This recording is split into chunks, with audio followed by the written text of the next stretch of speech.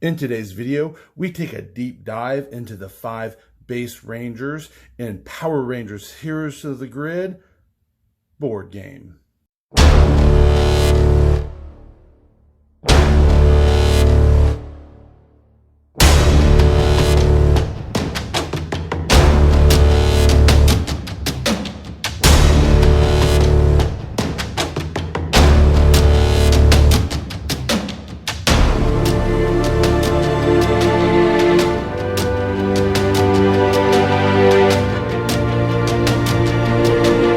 I thought I would start off by talking about protection for a minute. Within the base game, you have 2 main sizes of cards. You have your American Standard and you have your Tarot size cards. Here I have just an example of each. These ones are by Fantasy Flight, but you can use whatever card sleeve manufacturer you prefer. Again, you're just looking for the Standard American and you are looking for the Tarot size cards.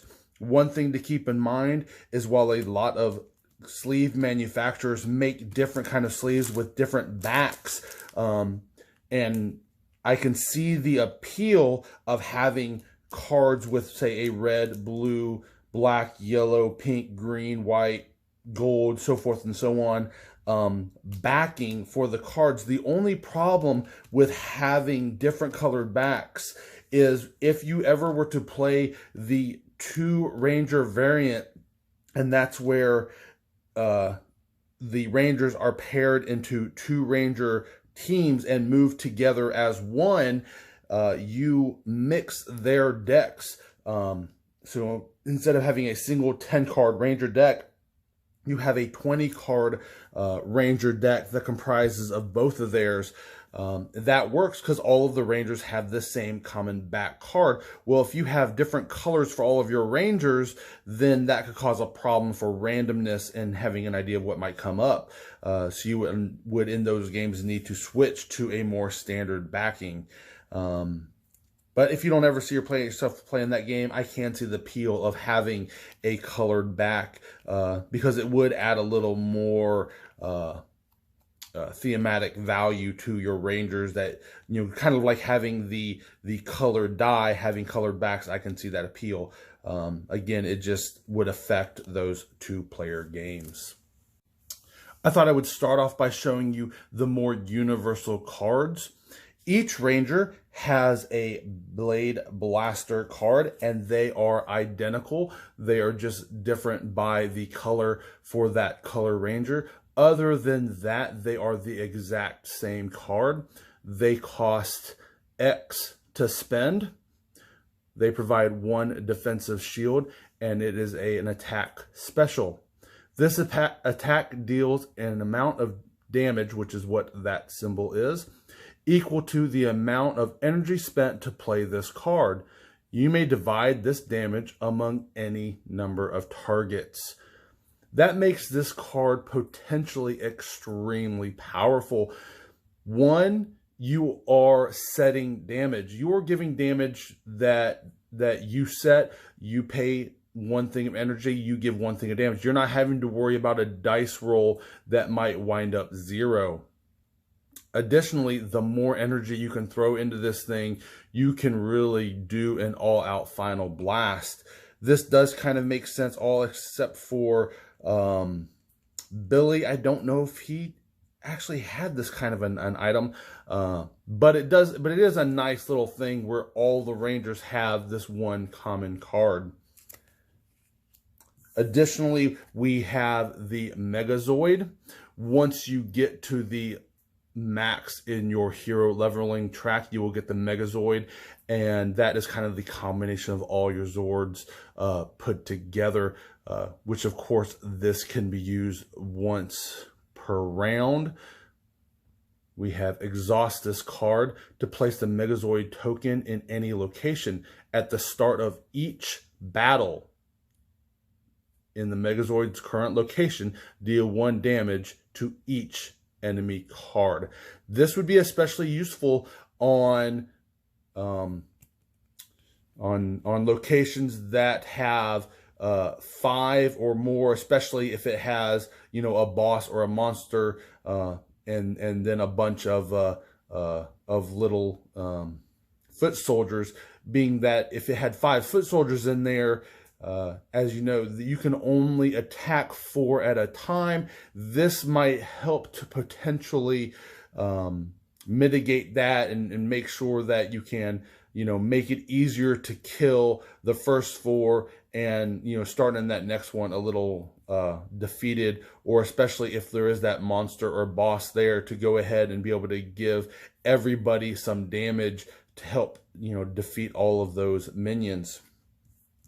Another common thing that you will see within all of the Rangers is that each deck will comprise of 10 cards, and their shield total will always add up to 20.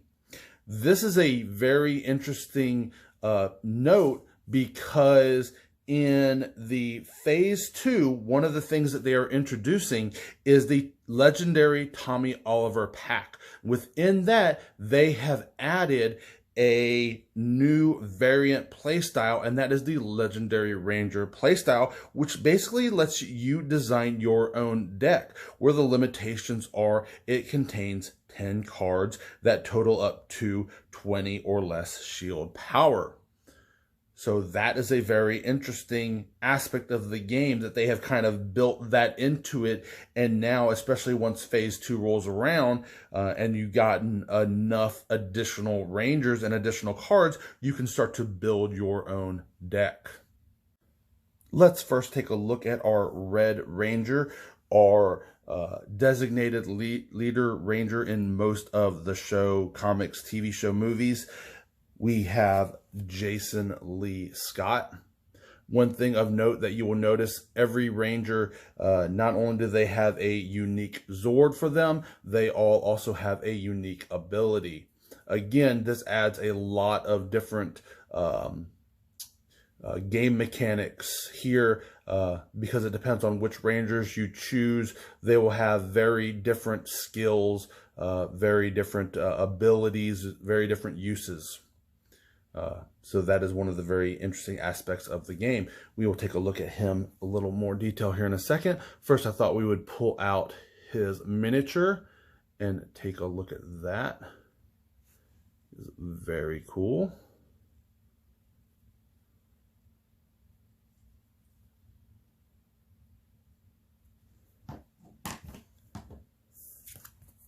All right, so his special ability is leadership. Once per battle, a Ranger of your choice may re-roll any number of dice during an attack. That goes to the main focus of Jason Lee. He really helps your game with dice mitigation. A lot of the game, especially with your attacks, has to do with dice rolls. One of the things that he allows you to do, that he helps you with, is mitigating that randomness within your dice roll by allowing you to re-roll, or by adding additional dice to your roll. We can see another example of that with his Zord card, where exhaust this card before a Ranger performs an attack to add 2 dice to that attack. So that is a very powerful attack. It can very quickly jump the number of attacks that you have going into the battle. And that is one of his big things. Additionally, he is a heavy hitter in the fact that he tends to do most of his damage to one source. That allows him to solo fairly easily, because what you would want to do is attack the foot soldiers, and you want to make sure that you can one-shot, one-kill them as much as possible, so you can kind of go down the line and keep them from attacking you, and just keep plinking them off, where you don't need as much tactics on giving little bits of damage here or there, if you were to, say, have a multi-Ranger team joining in on the battle. Additionally, though, because he is such a attack central attack heavy character, and that he does help with that dice mitigation, he is also good to follow along with somebody else, where you might want to have another ranger and him both move into the same location. Let that other ranger initiate the attack, and once that battle is done, hopefully killing all of the foot soldiers in that location, then letting him move on to your next location and doing another co-attack with another one of your rangers. So let's go ahead and take a look at his cards. The first 0-cost card that we have is Take the Charge. It is a 0-cost card. It is an attack. You use 2 dice with this one. That means your max damage with this card at face value is 0 to 4. It has a very interesting ability. The next time any ranger performs an attack during this battle, add 1 die to that attack. Again, that makes this card very useful, especially the earlier you can bring this out, the better, because it allows you to help boost those attacks going down the line. This card, if you notice, it is any ranger. So it is a team card. So again, it goes with his leadership ability, but it does allow him to use that ability on himself. Our next 0-cost card is Block. It is a reaction card. That means it is going to happen because of another event that happens. It is a 3 shield card. Reaction: play this card when any ranger suffers damage to reduce that damage by 3. That makes this card a very interesting card to have in your hand, where a lot of times you will want these 3 shield cards to be at the top of your deck. So that way, hopefully, if you take damage, where a lot of times, especially if you're fighting foot soldiers, you are talking about 3 or less damage. So you would be discarding just this 1 card, or you would be hopefully being able to throw this down to the bottom of your deck. But being that this one is a reaction that you are able to block any 3 damage, you can also then use this to help save another ranger and being able to take that damage away from them and kind of carry on. So it is a good defensive card, both inside your hand or up on top of your deck. Very interesting card. Next, we have our Team Tactics. It is a maneuver card. Costs 0 with only 1 shield. Gain 1 energy. Another ranger of your choice may immediately play 1 card. This is one of those interesting cards with him. It is one of the few reasons why you might want to consider not soloing with this ranger, being that if you get this one in your hand, the rest of his ability really won't help you, because it works for the other rangers in the battle, not for you. Where you can see where it specifically says another ranger, where all of the others are any ranger. Other than that, it's a very interesting, very good card, where you can play this to get that 1 extra energy and then let one of the other teammates that are involved in that battle then play a card. It has great potential for chaining a lot of damage, a lot of cards, a lot of hopefully bringing up a bunch of damage, and then possibly for one of those all-out blade blaster type of a things, as you build up a whole bunch of energy and just kind of chain down the line. Next, we start to get into our costly cards. We have another attack card here. It is a 1-cost card, of course, meaning that you will have to actually spend 1 piece of energy to play this card. It provides 3 attack die from the rip, meaning that this will give you anywhere from 0 to 6 damage during your attack. Has the special ability of you may re-roll any number of dice during this attack. Again, that is an awesome ability. Again, it goes to show with his dice mitigation ability that he has, where you are rolling a good number of dice, and especially if you have been able to add dice to this roll with, say, where are you? With, say, if you were to add a dice here with Lead the Charge or with your Zord card, and you were just stacking die onto here, this then allows you to not only have all of those dice within that roll, but you're re-rolling any number of dice during this attack. That has the chance to give a huge amount of damage, making this a great card against monsters and bosses who do have high defensive values.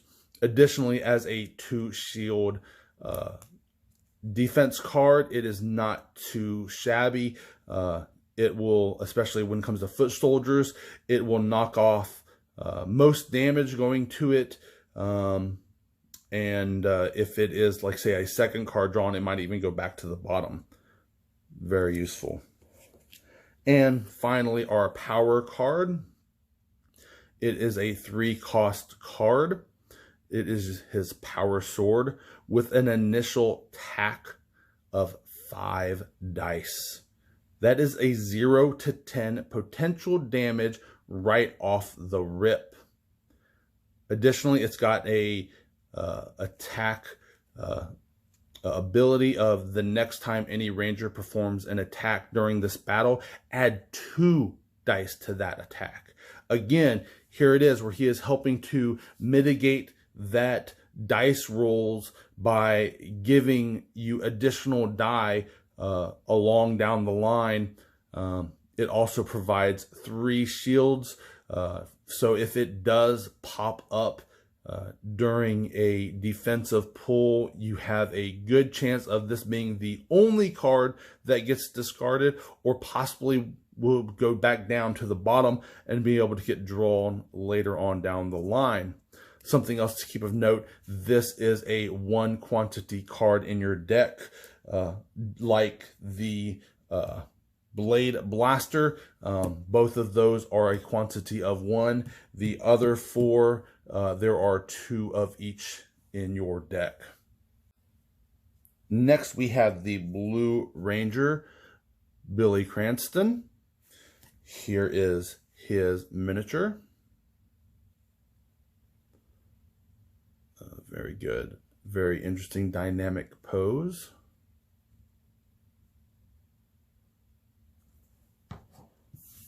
He plays a very interesting role within the game, as he is your tactician and tank.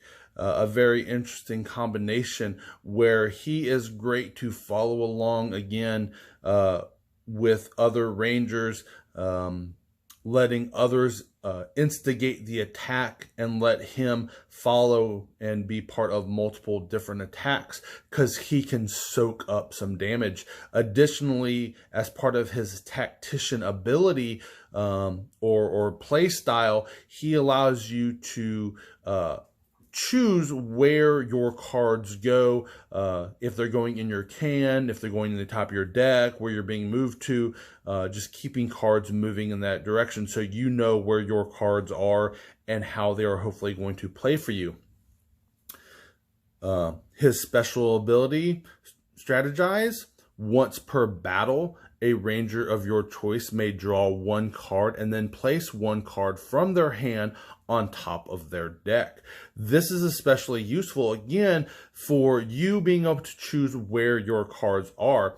So say you were to start your battle with your starting 5 cards, and you can see that in your hand you have a card that's not as useful in attacking, but is a great defensive pull card. You might then want to be able to draw a new card from your deck and put that specific card on the top of your deck. He helps and he allows you to be able to do that. his Zord card, the Triceratops. Exhaust this card to allow any ranger to choose up to 2 cards from their discard pile and return them to the top of their deck in any order. This is especially useful in it kind of within the battle gives you the ability to have a recovery action. Additionally, it is letting you choose where those cards go within your deck. So you can make sure you put some high shield cards up on the top to help with that defense. Or if you know you're about to be drawing cards and you want specific ones where you can maybe put those up there as well. Again, where his whole thing, that whole tactician aspect of his gameplay is, again, represented here, allowing you to choose where your cards go, where they are they in your hand or in your deck, in what order, helps kind of take some of that randomness out of the game. Additionally, he has a very unique aspect to his cards, where as you can see, he has this star on the top of some of his shields. This is a interesting dynamic where if this card is drawn for defense, the ability is used there during the defensive round rather than the attack offensive round.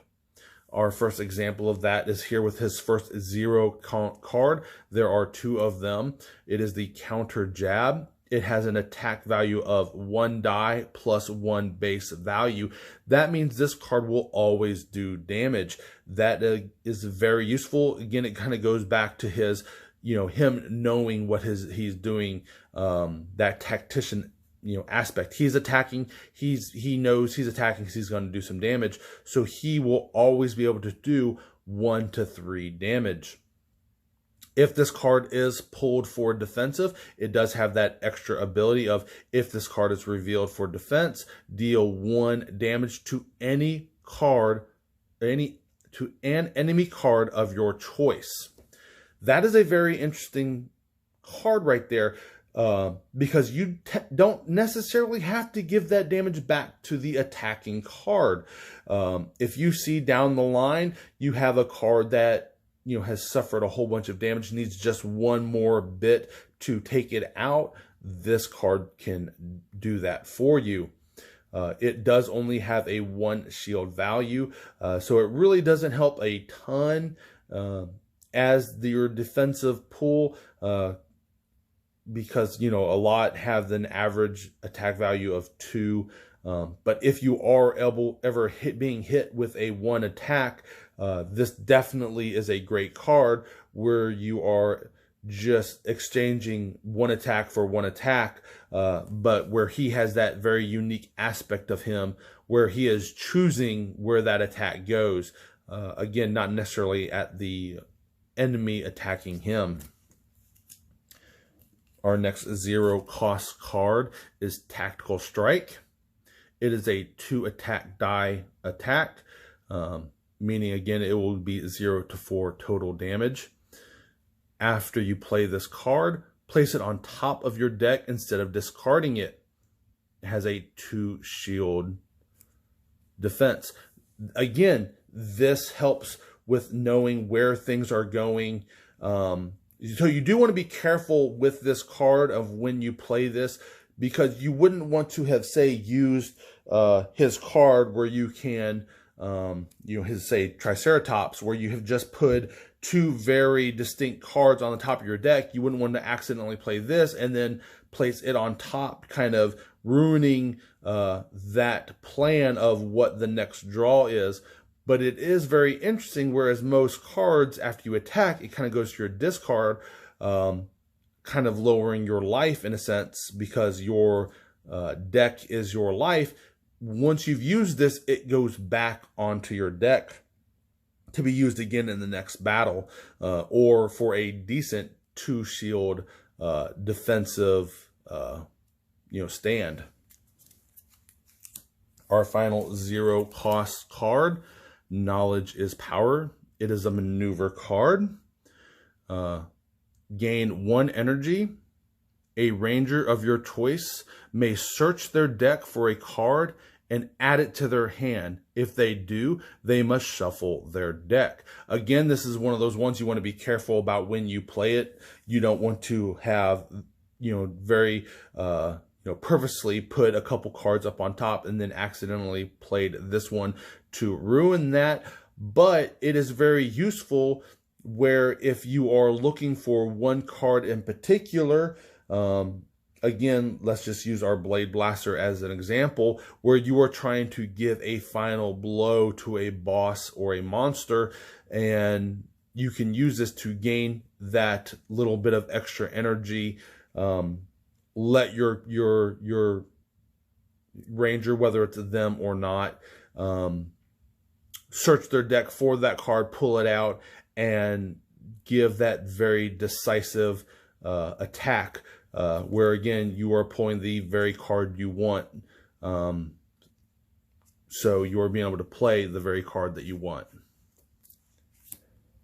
Our first energy costing card is a 1-cost card, Mighty Maces. It again is another one of his star cards, meaning if this comes up during the defensive round, it will have this special ability. Its attack value is a 3 die. So once again, we have a 0 to 6 potential damage. It is a 3 shield, so it is very powerful for mitigating attacks when it does come to the defense.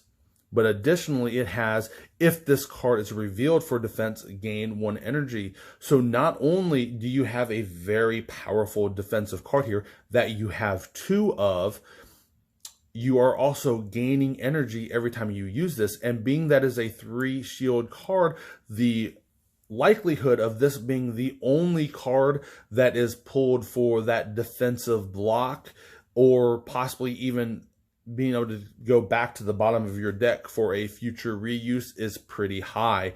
This is a pretty awesome card. And our final power card is a 3-cost card, Power Lance. It has an attack value of 4 die, giving you a potential attack value of 0 to 8 right off the rip. After you play this card, place it on top of your deck instead of discarding it. Again, you have that ability of where he is helping you choose where your stuff goes. He is that tank card where instead of discarding his attack cards, it is going back on top of his deck. What makes this one extremely powerful is that this card, not only does it go back on top of his deck, it is a 3 shield. So it is a very powerful attack that then comes into being a very useful defensive card. Next, we have the Black Ranger. He is our final male ranger within the base game, Zach Taylor. Let's take a look at his miniature. That is a humongous axe be wielding. He definitely does not need to go to the gym after just doing a couple chops with that bad boy. Love it though. His base play style is a very risky or reckless damage dealer. That can be seen in his cards, Zord, and abilities here, where his main ability, Hip Hop Keto, once per battle, after you defeat an enemy card with an attack, you may deal 1 damage to another card adjacent to your target. This ability is actually one of my least favorites in all of the game. I almost feel that it should have been deal 2 damage because there are so many restrictions here. One, you have to have defeated an enemy. Then that enemy has to be adjacent to the one that you've just defeated. So if that one winds up being, say, the first or last card, you potentially could not even be able to use this or only have 1 target. Whereas some of the other ones that say just give a 1 damage where you get to choose it, you might not know if it's useful, which is the same thing here. You could potentially kill the very first enemy, then throw that damage off onto the next one. You don't know if that's going to be a useful bit of damage or not. You don't know if, when actually attacking it, was that damage necessary in your die rolls or in your attack rolls for it. So I'm kind of wishing that it was a 2 attack. The only reason I can think of they didn't do it as a 2 is because a 2 attack would take out some foot soldiers, and maybe they didn't want this to be a, after you've killed one, you can then immediately take out another one. I don't know. But I still feel like almost that should have been a 2. His Zord, on the other hand, is my favorite Zord card. The Mastodon Exhaust this card immediately to remove 1 foot soldier figure from any location and place it on your experience track. This one is especially useful the earlier you get this in the game, because again, that gives you more opportunity to use that. Again, when we talk about your attack limitations, if, say, we have a location that is panicked with 5 foot soldiers, this card allows you to take out that most difficult foot soldier. Let's say there are 4 just standard putties and 1 super putty in there. You could get rid of that super putty, so all you have is 4 standard putties to have to deal with. And since your attack max is 4, you potentially in one battle can clear a location. Very useful. Next, let's get into his actual cards. Again, he is also unique, because you'll see where the previous Rangers we were looking at had 3 0-cost cards, where he has, only 2, and a majority of his are actually costful cards. His first 0-cost card is your Mammoth Slam, costing 0 with a 2 shield defense, attack value of 2 dice. So your potential attack range is 0 to 4. If there are 4 or more cards in your discard pile, add 1 die to your attack.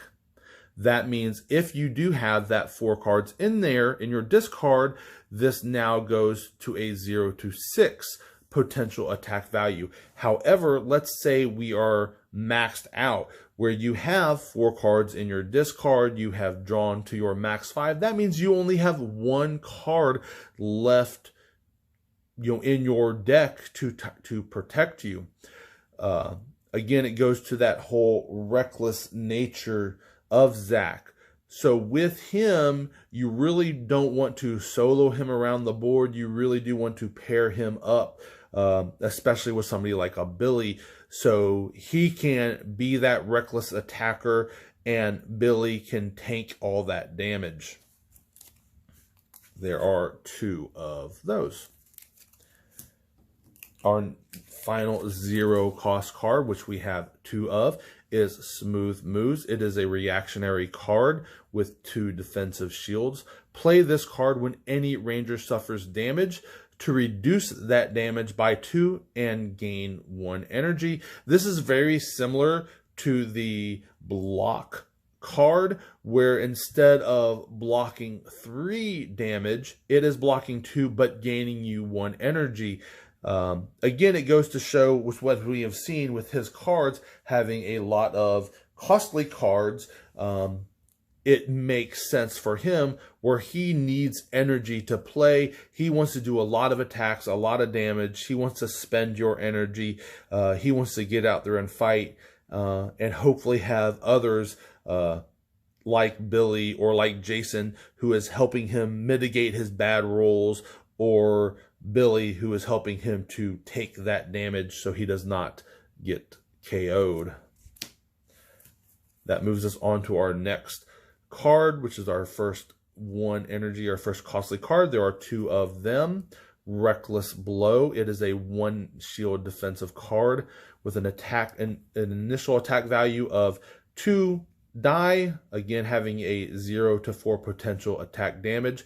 Before rolling, you may discard the top card of your deck to add 2 dice to your attack. Again, a great example of his reckless nature, where you are getting rid of that top card and then you are turning this from a 0 to 4 to a 0 to 8 potential attack. This again also then helps to set up this card. Whoops, nope, not this card. This card, where this one is helping you put those cards in your discard pile so that this one can up its attack. So let's see here. Next, we have our next costly card with a 1 energy cost. Sweeping Strike. It is a 3 shield defensive card. There are 2 of them in the deck. It is an attack card with 2 initial dice for a 0 to 4 potential damage. Deal 1 damage to enemy card adjacent to your target. Again, this right here helps you with, especially if you have foot soldiers or bosses or whatever that are guarded or that are guarding others, you potentially could attack something outside of the guard and whittle down the one that you want, or attack that guard card, and then also while you're doing that, be pushing damage over onto the cards being guarded, of your choice, to help take out that card that you probably might want to have killed in the first place. So that is a very useful and it's a very interesting, splash damage type card. Additionally, with this being a 3 shield, it is very useful both within your hand or on the top of your deck. Our final card is our power card. It is a 3-cost card, the Power Axe. It also is a 3 shield card. Attack with 3 die for a default potential value of 0 to 6 damage. After rolling, choose 2 dice from this attack and deal that much damage to each enemy card adjacent to the target.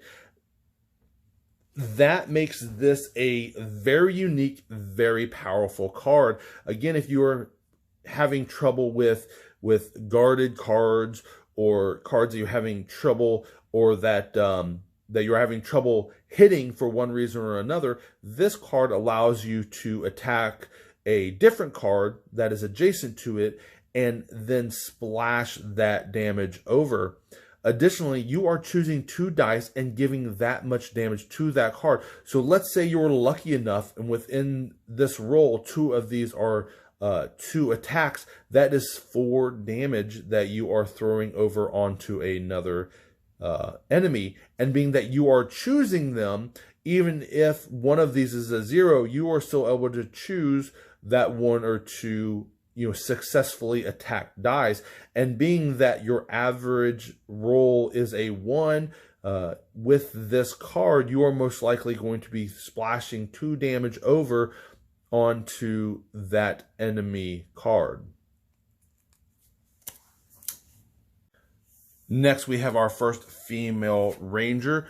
We have the Yellow Ranger, Trini Quan. Here is her miniature.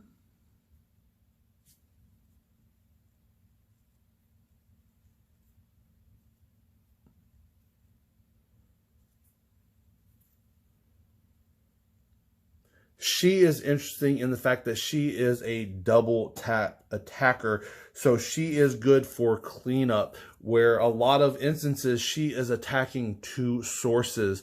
So as you are attacking, if you are leaving enemies with, say, just 1 or 2 damage and you have a bunch of them, she potentially can come through and do a lot of that cleanup, being able to hit multiple targets at low attack values.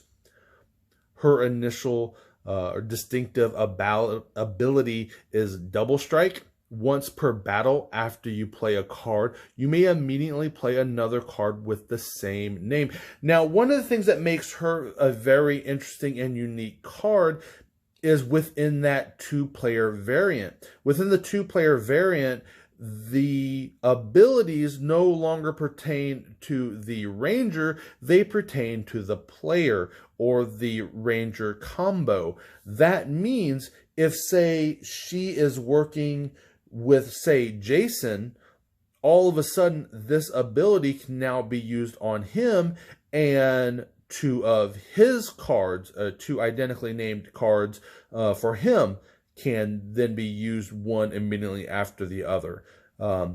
So her ability potentially gets stronger depending on the play style, where when you are playing that two ranger style game, that ability just increases. Her Zord is the Saber-Tooth Tiger. Exhaust this card during a battle to allow each participating ranger to draw up to 2 cards. Now, with her, that does kind of make sense because she is drawing a lot of cards. She is doing a lot of attacks. She is doing multiple attacks in your single rounds. So it makes sense that she would do something to help her draw up cards. But this is actually one of my least favorite of the Zords. I would always want to potentially pull this last or towards the end, choosing almost any other Zord over this one. Again, especially because we're talking about how, your deck is your lifeline. One of the things this does potentially allow you to do is a last stand where you're pulling a bunch of cards.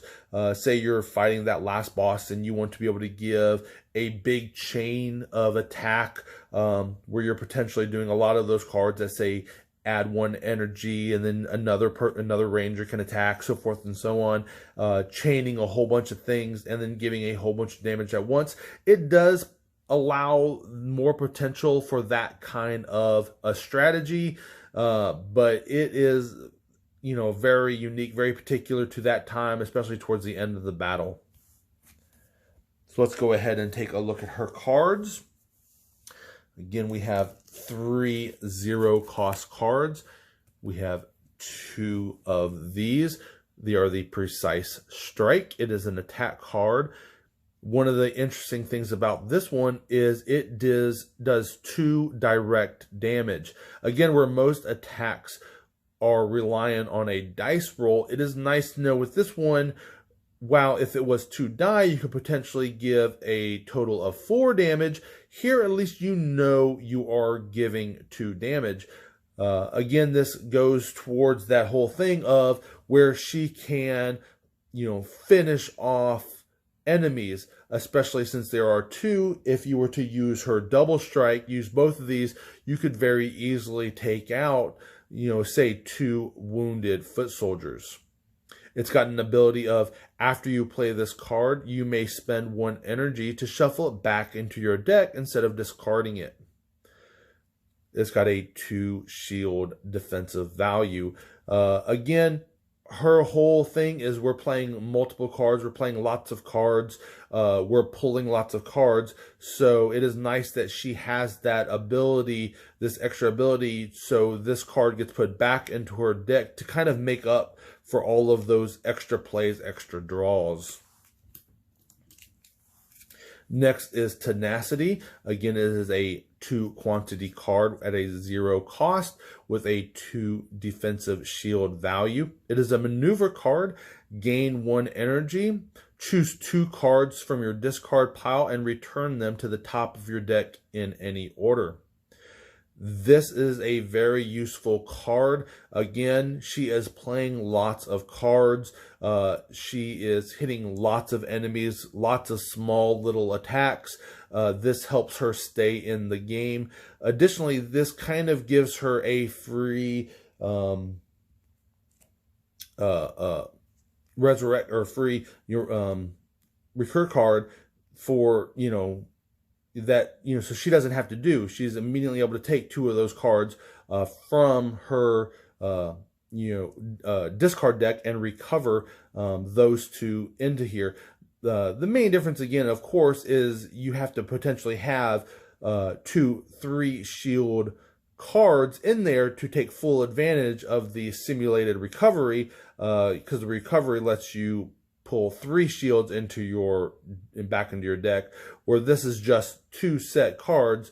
So potentially it could just be a 2 1 shields or a 1 and a 2, but hopefully you might have a 3. But again, you're choosing what cards they are. You are putting them where you want. You're putting them at the top of your deck. So it's kind of helping you also set your next draws or your next defensive stands. We have our final 0 cost card. It is a quantity 2 card with a 2 shield defensive value, your Twin Thing Teamwork. It is a reactionary card. Play this card after another ranger resolves an attack to deal 1 damage to the target of that attack. Again, it goes, with her, doing lots of little jabs, little attacks, little finishing blows, where say you have a teammate that goes all out, goes to attack a, foot soldier, monster, boss card, what have you, and almost takes it out. Well, then all of a sudden she steps forward and gives it that final blow. Next, we have our first costly card. It is a 1 energy cost card with a 2 shield defensive value, the Saber-Tooth Strike. It is an attack card with 2 dice attack, giving you a potential of 0 to 4 damage. If this attack defeats the target, you may immediately perform a second attack with 2 dice. Now, this is one of those very interesting cards where, depending on how you see it, how you see the rules, what all can you do with this? How far can you chain this? I personally would say that you can chain this all the way down, because I would see each card as a separate card, a separate attack. So you would attack this one, where you might, attack your target, give it 2 damage, and then immediately perform a 2 dice attack on another target. Then use your double strike ability, play another one, attack that target that you just kind of nicked, hopefully then allowing you in this new attack to finish him off and then go on to another one.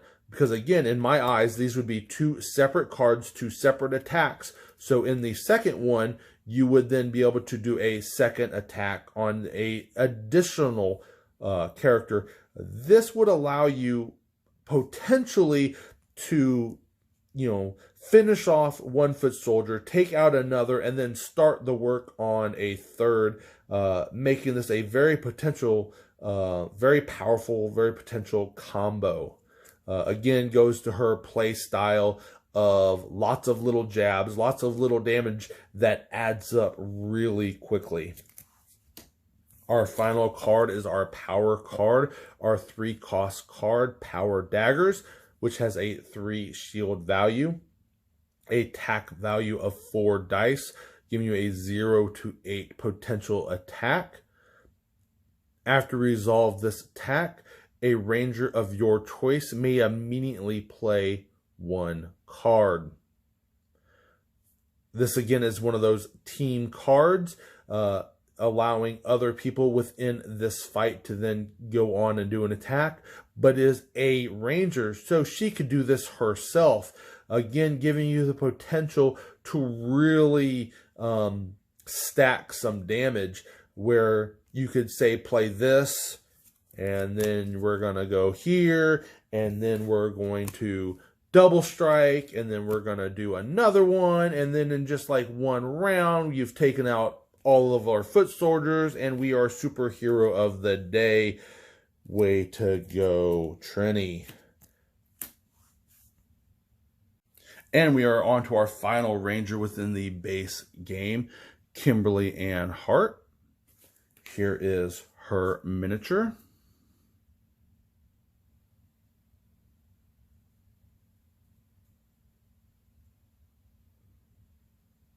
Again, a very dynamic pose to her, like most of the Rangers. Her ability is Quick Shot. At the start of each battle, you may deal 1 damage to an enemy card of your choice.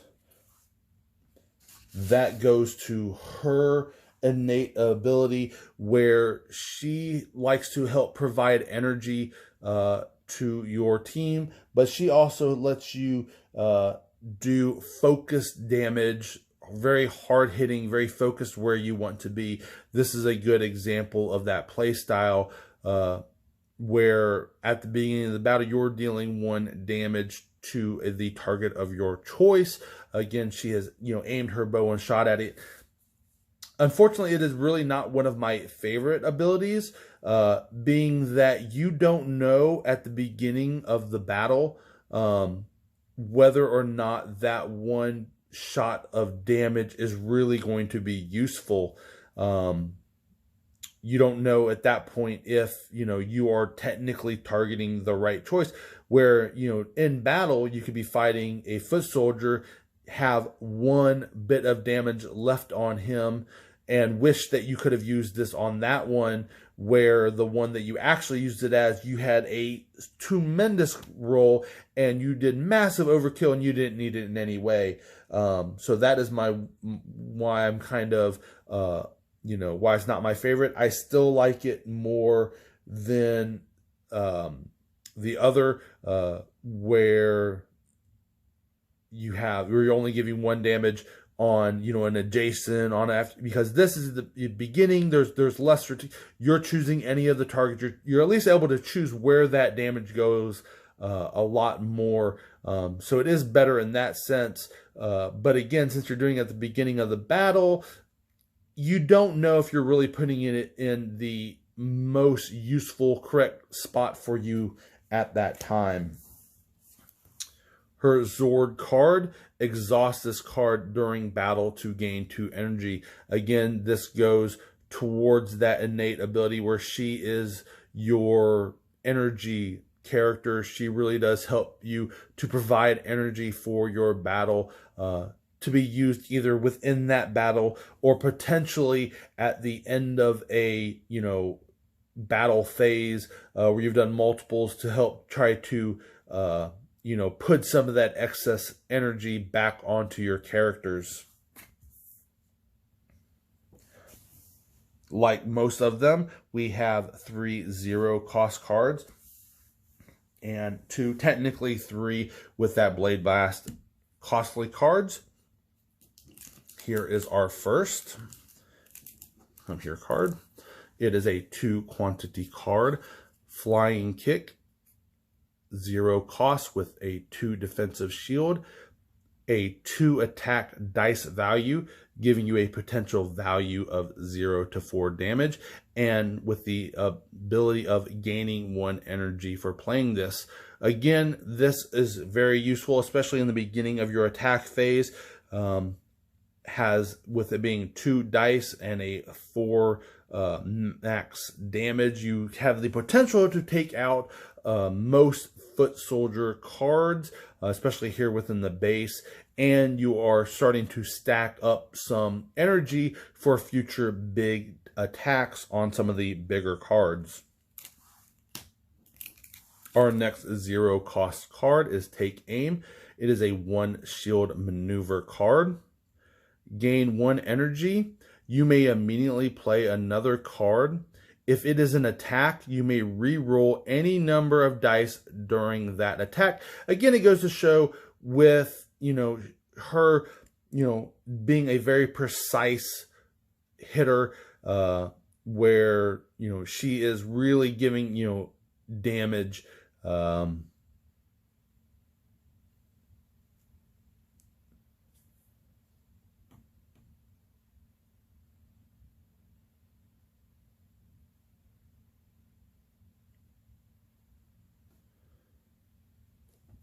And then also allowing you to do rerolls.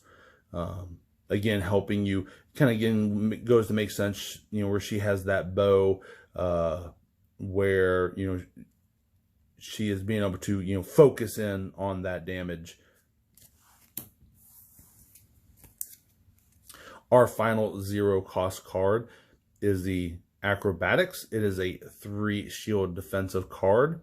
It is a reaction card. Play this card when you reveal a card for defense to add the revealed card to your hand instead of discarding it or placing it on the bottom of your deck.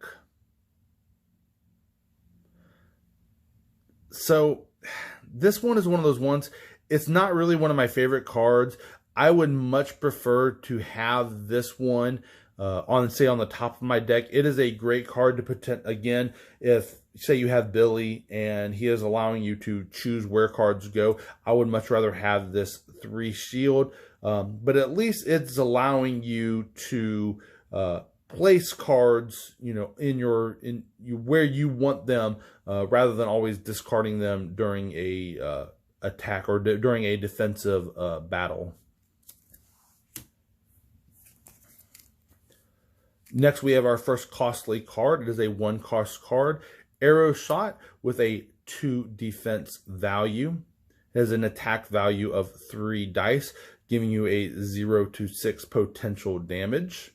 Ignore the guard keyword when choosing a target for this attack. That makes her very unusual, where in most cases you are always having to deal with this guard. Of course, you have some things that allow you to do splash damage and all that kind of stuff, but here again, she is that very precise shooter, so she is able to ignore that guard and she is able to attack the very person that you want.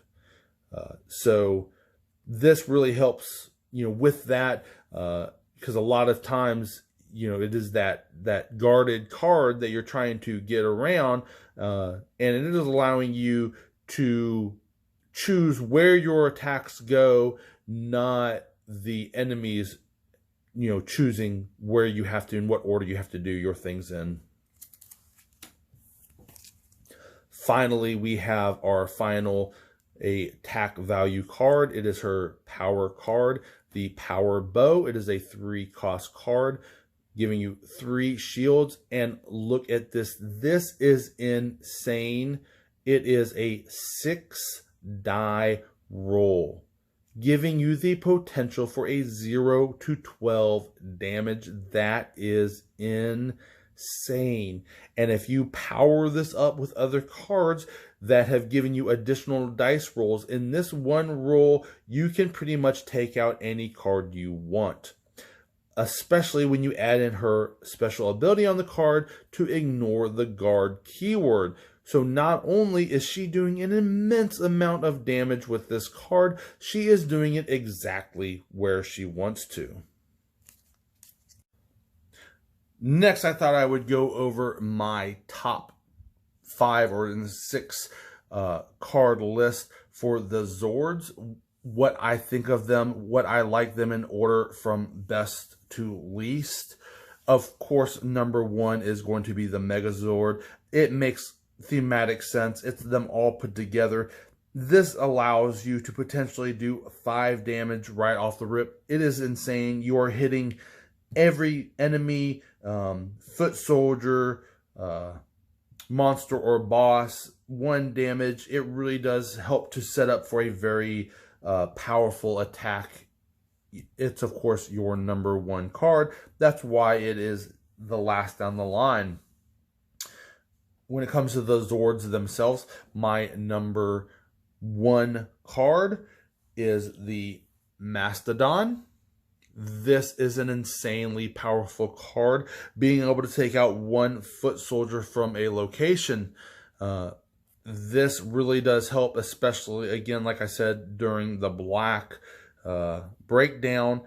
When you have a location that is panicked, it really does help you to potentially take out that panic in a single attack. And being able to take out any one foot soldier is very powerful. Next is the Tyrannosaurus.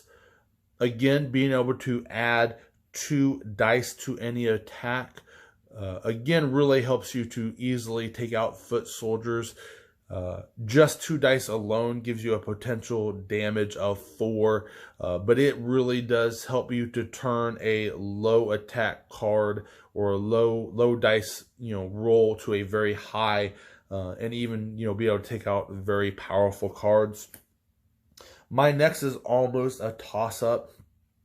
I kind of like these two equally because they are 2 very different cards being used in 2 very different ways, where this one is giving you 2 energy and this one is basically giving you a free recovery, placing 2 cards from your discard back on top of your deck, where this helps you with the battle if that's where you are going to really be able to do a huge attack, a high value attack, where this one helps you defensively.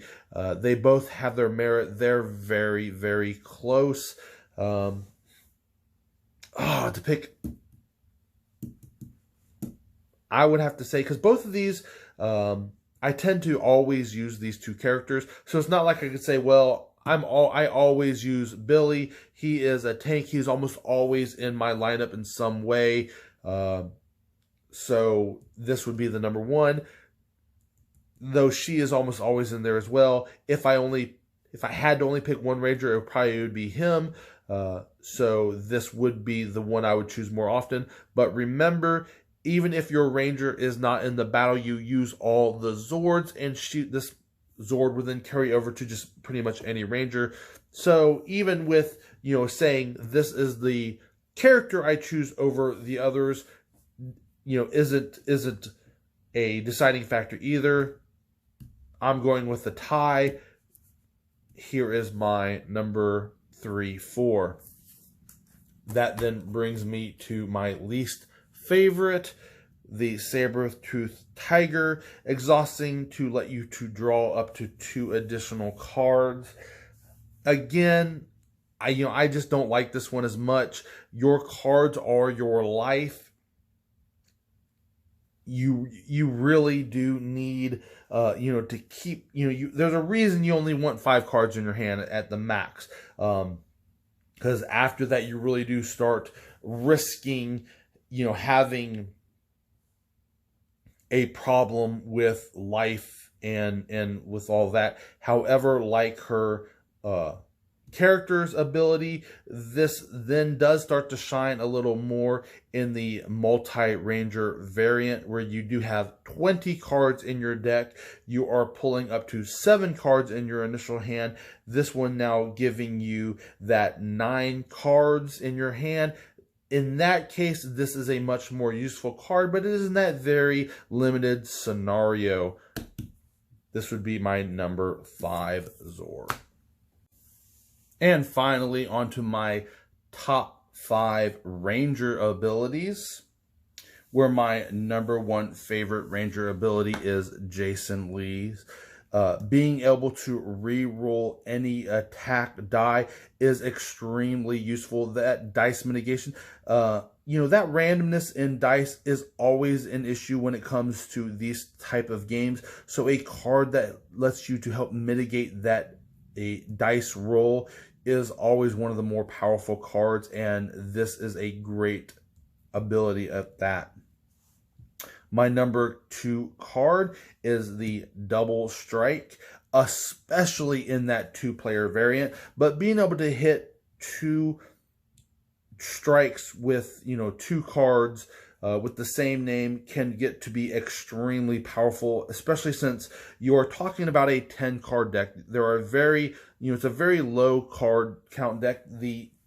Almost every card in here, there are 2 of. The chances of you having 2 of those in your initial 5 card deck is pretty high. So having that double strike is a very powerful card, especially if you can chain that with things that allow you to get that extra energy to really be able to take advantage of that double strike. Next is my pink ability. At the start of the battle, you may deal 1 damage to any enemy. Giving 1 damage to any enemy is fairly powerful. The reason it's a little lower on my list, again, is because you don't know how useful that 1 damage is. You don't know if you're putting it to the correct spot. You don't know, all of that. If you could do this at any point during the battle instead of at the start, this would probably be up there at a contender for number 1, where you would be able to give that final death blow. But since you have to choose it at the beginning of the battle, it is a little lower down the line. Next comes Billy, my number 4 pick, where he allows you to take one of the cards from your hand and draw a new card from your deck and put that one in your deck. That makes it very strategic, but you have to have the correct cards in your deck where you would want to do this. You would want to make sure you have one of those not as necessary 3 shield cards where you would much rather prefer that to be drawn as a defensive card. And then you could even then put that there at the top of your deck and then have your first foot soldier or monster or boss or whatever it is that attacks you. Only say if they were to only give you 1 damage, you've kind of wasted putting that 3 shield right there, that known 3 shield at the top of your deck. Again, that's why it's a little lower. It's there, it's helping you. It's allowing you to take a card that you would prefer from your hand, getting a different one into your hand and placing that one on your deck. But since you don't know how things are going to stack thereafter, it might not be as useful. But the fact that this is once per battle, not at the beginning of your battle, once per battle, so you can see, okay, I've just been attacked by a 3 thing. You want to make sure you're paying attention. I've just been attacked by a 3 thing. I am now going to use his ability. I'm going to take my 3 shield, or especially I'm being attacked by a 2 thing. I'm going to take my 3 shield. I'm going to draw a new card and place it on top of my deck, and I'm going to negate that damage and then be able to pop that card at the bottom of the deck. That's where this really comes in to play. But again, it's very strategic. You have to have the right cards, know when you want to use it, whereas a lot of these other ones are more of can almost be used almost any time, which is why they're a little higher up on my list. And finally, we get to my number 5 card. This once per battle, after you defeat an enemy with an attack, you may deal 1 damage to another enemy adjacent. There are just so many limitations, so many if this, and this, and this, and this, and this, and before you actually are able to do it, and then you can only pick certain That's why it's down. Yes, being able to give 1 damage to an enemy is very useful. Yes, you'll being able to do that potential final shot on a damaged enemy is very useful. But with all the limitations on the card and only giving 1 attack damage, it is definitely there toward the bottom of my list.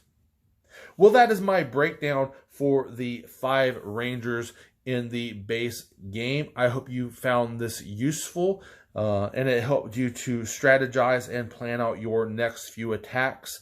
I especially wanted to have this out here so as I start to do my my playthroughs, you will have an idea of what the Rangers are and what cards that I have in my hand because, you know, during the playthroughs, I won't be able to really, you know, go through every single card. So having this base knowledge will be very beneficial. Until next time, guys, see you later.